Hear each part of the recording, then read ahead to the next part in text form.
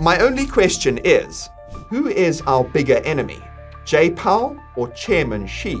This is an actual tweet Donald Trump posted back in August 2019, and it's one of the many that has been making the rounds again in recent weeks. This is because Trump is reportedly looking for ways to get rid of Federal Reserve Chairman Jerome Powell. It's a possibility that has the markets on edge, and one that could change the entire way the financial system works. And that's why today we're going to examine exactly why Trump wants to get rid of Powell, whether he could actually do it, when it could happen, and what effects it could have on the markets. My name is Nick. Stay tuned. The short explanation why Trump wants to get rid of Powell is because Trump believes the Fed is making its policy decisions based on politics rather than economics.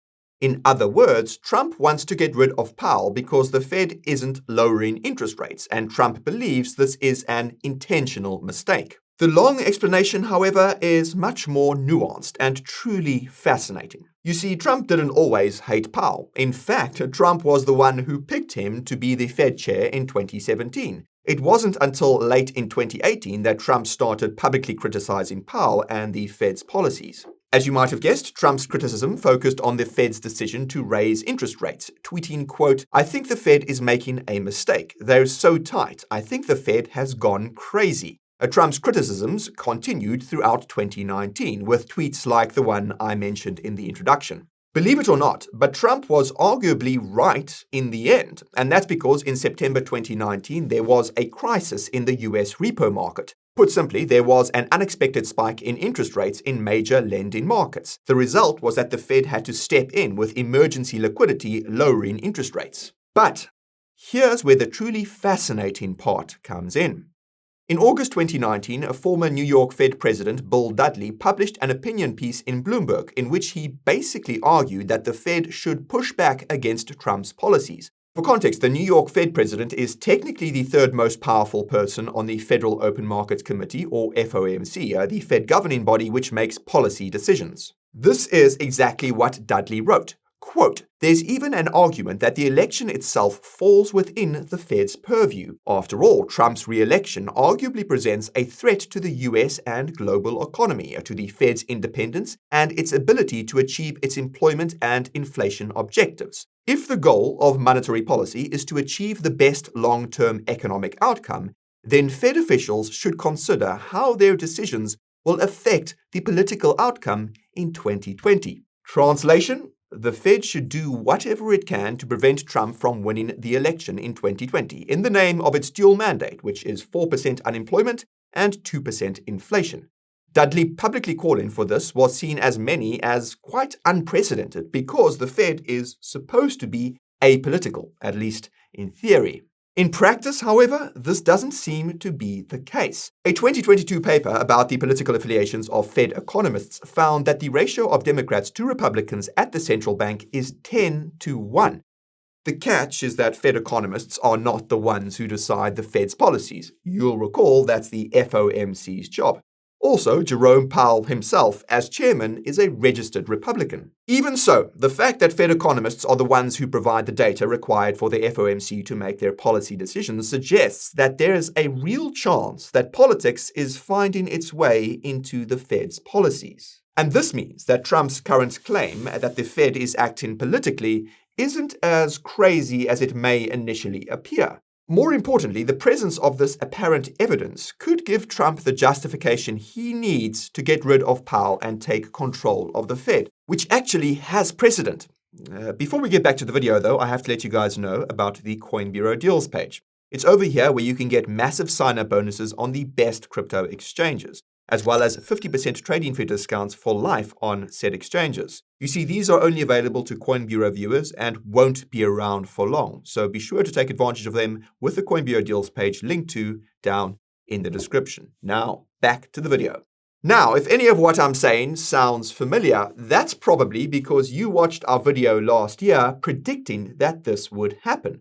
To refresh your memory, we highlighted the fact that central banks have the power to act as modern-day bond vigilantes due to their large bond holdings and activities. For reference, bond vigilantes are large holders of government bonds who will sell or threaten to sell their bonds in response to government policies they don't like until said policies change. The most recent example of bond vigilantes in action is believed to have been Liz Truss's ousting as UK Prime Minister back in 2022. The TLDR is that Truss proposed a budget that included large tax cuts. Holders of UK bonds sold their bonds in protest, as this would essentially lower their real returns. This caused bond prices to fall, which caused a crisis for UK pension funds holding bonds. The result was that Truss was forced to resign after only 49 days in office. As we pointed out in our video, however, the UK bond market had been made vulnerable to volatility by the Bank of England, which had announced bond sales shortly before Truss's budget proposal. We also underscored the fact that other populist leaders such as Italy's Giorgia Meloni reportedly toned down their rhetoric after seeing what happened to Truss, fearing that the same bond crisis could happen to them. Most importantly, we noted that the Trump administration was hyper-aware of the possibility that the US bond market could be weaponized against them, the same way it was against Truss if Trump won the 2024 election. Lo and behold, we've seen no shortage of US bond market volatility in recent weeks. And this begs the question of whether the Fed is in any way responsible for this bond market volatility. Before we answer that question, though, we must ask a bigger question, and that's whether the recent bond market volatility is being caused by vigilante-type activity. As far as we can tell, the answer seems to be yes. Evidence for this can be seen in the fact that the new US bond sales by the Treasury Department have had no issues, despite the volatility in the broader bond market. Logically, if there was truly an issue with US bonds, then there wouldn't be so many investors lining up to buy the new US bonds being sold. The fact that there are suggests that the broader bond market volatility is political and not economic in nature. If this too sounds familiar, that's because it's also something we mentioned in our video last year, specifically as it related to the snap election in France. To recap, French bond market volatility started spiking when it looked like the Populist Party would win the election, but sales of new French bonds had no issues. As with the current bond market rout, this suggested that the French bond market volatility at the time was political, not economic in nature. The fact that the bond market volatility calmed down after the Populist Party rolled back many of their proposals was evidence of bond vigilantes in action. Given these facts, it stands to reason that the recent bond market volatility is being caused by bond vigilantes, and that their purpose is to try and force Trump to roll back his policies, namely his tariffs. And this brings us back to the question of whether the Fed is in any way responsible for this volatility. At first glance, you might think that the answer is yes, because the Fed has continued to keep rates high and reduce the size of its balance sheet, both of which could be contributing to the bond volatility that we've seen. Upon closer inspection, however, you realize that it's impossible to prove any political intent.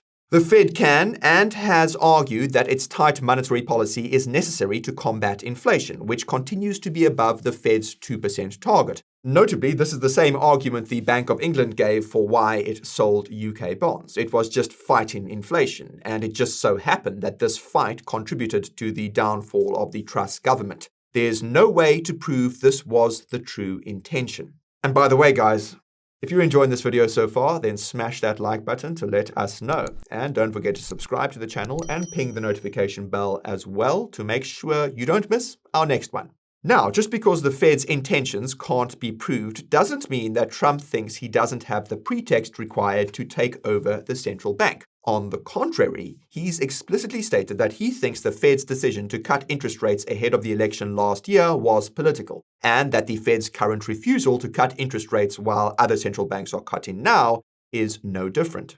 Obviously, firing the Fed chairman would only be the first step in taking over the Fed, because you'll remember that it's not just the Fed chairman or the FOMC for that matter, it's the economists too. As such, you could say that Trump firing Powell would be more symbolic of the restructuring that could come if he succeeds, and that is why the media and the markets are so focused on this action. As so-called Fed whisperer Nick Timioris pointed out in a recent Wall Street article, Fed governors can currently only be fired by the president if there's cause, i.e. a very good reason. Nick explained that what counts as cause has never been defined by the courts, but is known to include, quote, inefficiency, neglect of duty, or malfeasance in office.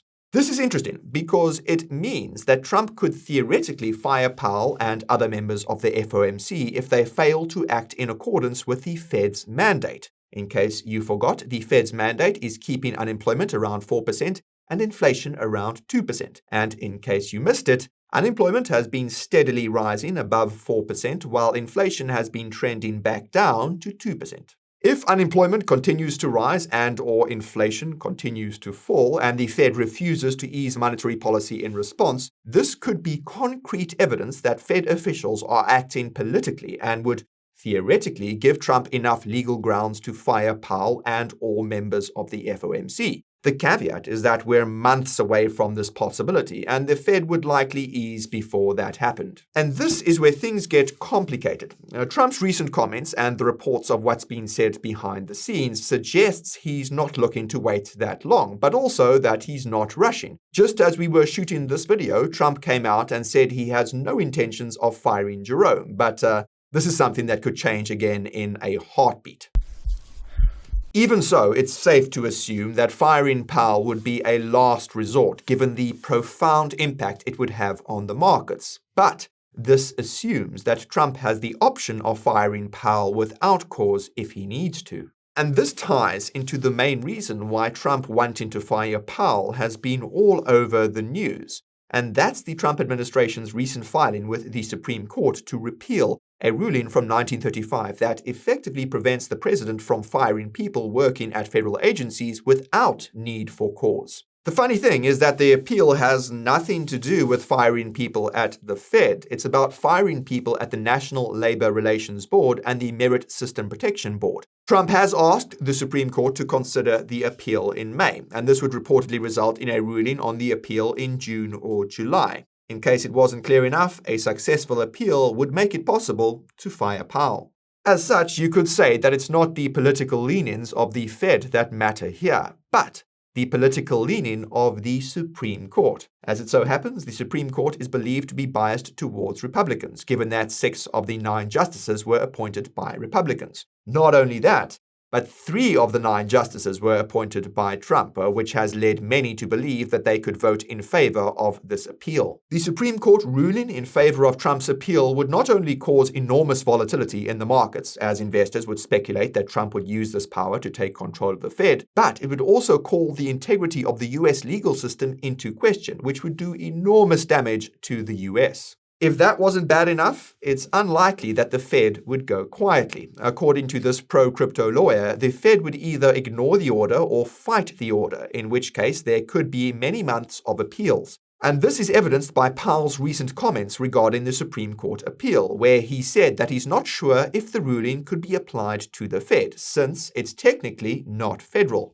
And this relates to something that I mentioned earlier, and that's that there is actually precedent for the government taking control of the Fed. After the 2008 financial crisis, the Richmond branch of the Federal Reserve published a truly interesting paper about Fed independence, and we'll leave a link to that down in the description for you to come back and read later. For those unfamiliar, the Fed is supposed to be independent of the government. In practical terms, this means that the Fed is supposed to change interest rates depending on economic conditions like inflation and unemployment, rather than to accommodate US government spending. In this sense, you can think of taking control of the Fed as practically forcing the Fed to purchase US bonds to suppress their yields. Newsflash! But that's exactly what happened during the 2008 financial crisis. The Fed bought trillions of dollars of US bonds to stabilize the financial system. This is extremely significant because this means that the independence of the Fed has been on the decline since 2008, and that's what the paper from the Richmond Fed warned. The 2008 financial crisis was the beginning of the end of Fed independence.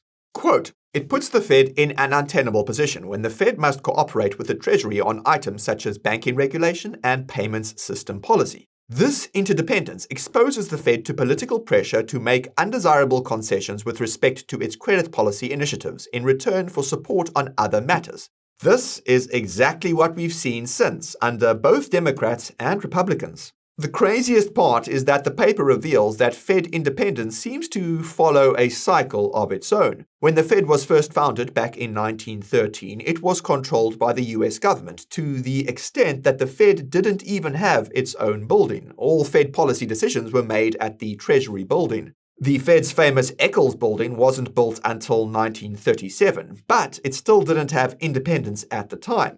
Mariner Eccles, the seventh Fed chairman, after whom the building was named, wrote in his memoirs that during the 1940s he worked more as an administrator of the Treasury Department than the Fed chairman. Another Fed official put it more bluntly, quote, "We are not the masters in our own house." According to the Richmond Fed paper, it took decades for the Fed to become independent, with the author arguing that true Fed independence was only achieved with the appointment of Paul Volcker as the Fed chair in 1979. When you realize that Fed independence has been eroding since 2008, you understand that the US government taking control of the Fed has also been a multi-decade process. Putting things in perspective in this way makes it clear that Trump firing Powell would just be one of the many steps along the way to the Fed losing its independence, and it wouldn't be the first either. Nobody knows how long it will take for the Fed to lose its independence, but history suggests that the process is inevitable and will be accelerated by global crises and global conflicts.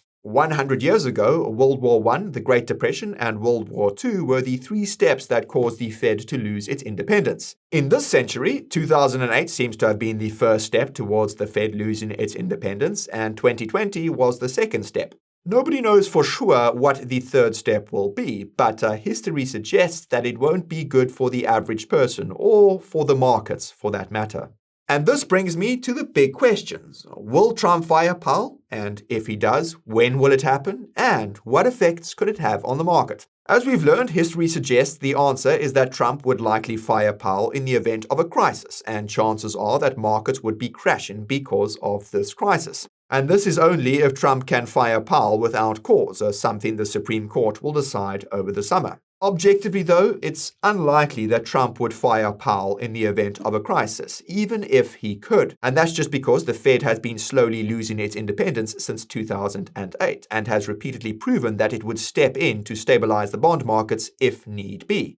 Case in point, Boston Fed President Susan Collins announced that the Fed would step in to stabilize the bond market during the recent volatility if it had to. What this means is that there's actually no need for Trump to fire Powell, or anyone else at the Fed for that matter, because they've already signaled that they would step in and do what it takes if an actual crisis occurred. This hasn't stopped the media from running with the narrative, and it's worth keeping in mind that the narrative comes from an unrelated Supreme Court case about firing other government officials. It's also worth keeping in mind that Powell's term ends next May. This means that Trump will be able to appoint whoever he wants to the Fed with minimal disruption in about a year's time. Some have speculated that Trump could announce he intends to appoint someone who's already on the FOMC, thereby making it possible to control the Fed via a so-called shadow Fed chair who's already there. Put differently, Trump doesn't need to fire Powell to get what he wants from the Fed, and the only reason he would fire Powell was if he couldn't get what he wanted from the Fed by other means. The only circumstance in which this would happen would be a massive crisis of some kind, and under such circumstances, the markets would be down so badly that Powell's firing probably wouldn't do much. The real question is what will happen when the Fed completely loses its independence, something that seems to be inevitable regardless of who's in office.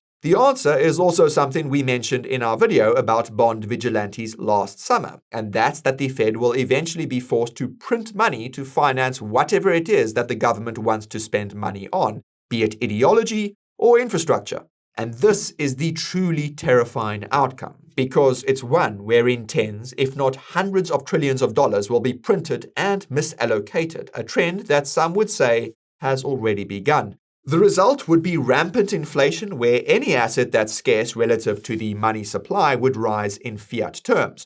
That would be literally everything, but only truly scarce assets would gain value in real terms in this context. That means gold, Bitcoin, and any other digital or physical commodity that's recognized by investors as a store of value.